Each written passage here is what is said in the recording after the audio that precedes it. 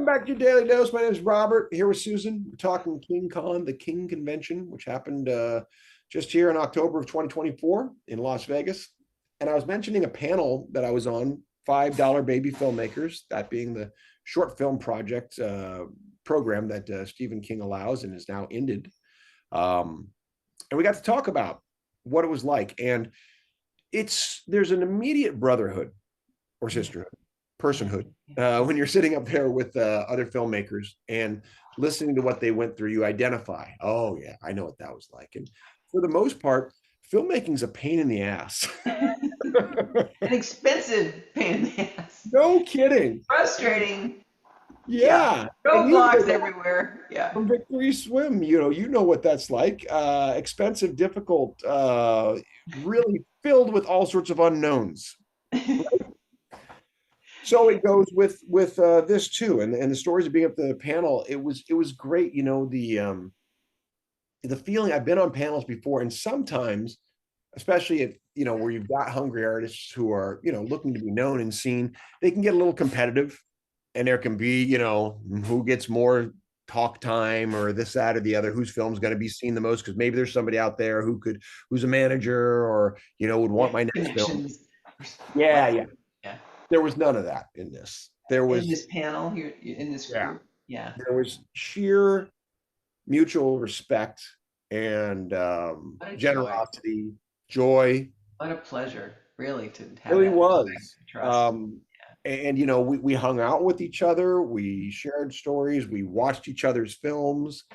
Um, Laughed and cried and were horrified, all of those things, and really left with a feeling that there'll be more. And in fact, I'm going to reach out to them to see if various filmmakers would like to join us on the dose. Get their stories Yeah. to them, because what I want is more connection with the King community. It's so big out there, Well, and it's to so important to you. well, it's important to us, I think, as a nonprofit, that people know, wait a minute, this creative program that allows you, the fan, to go beyond just a viewer to say, I have something to say back to the film or filtered through the film that could change my life.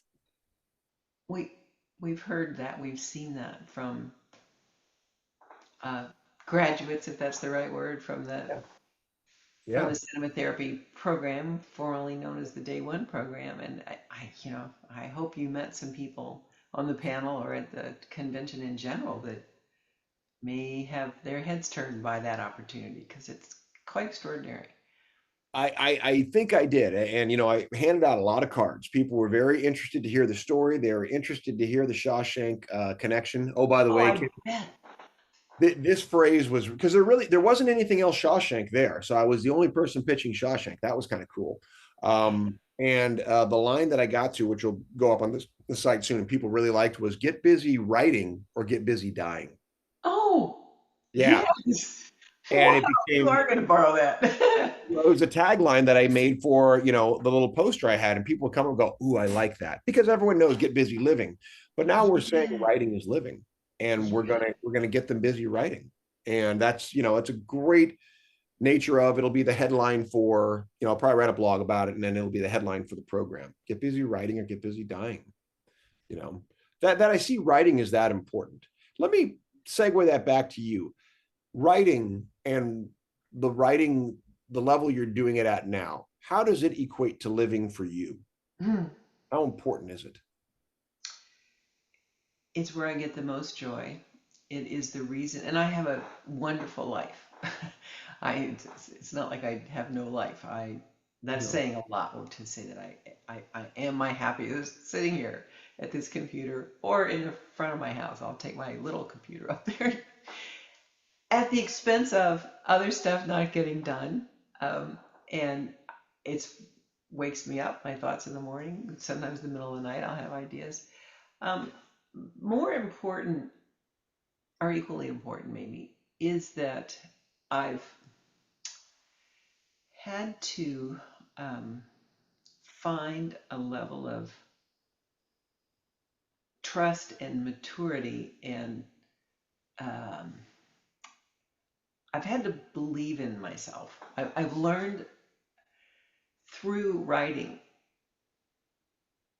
if I can get far enough away from it and then look back at it, I can see now things I didn't see before,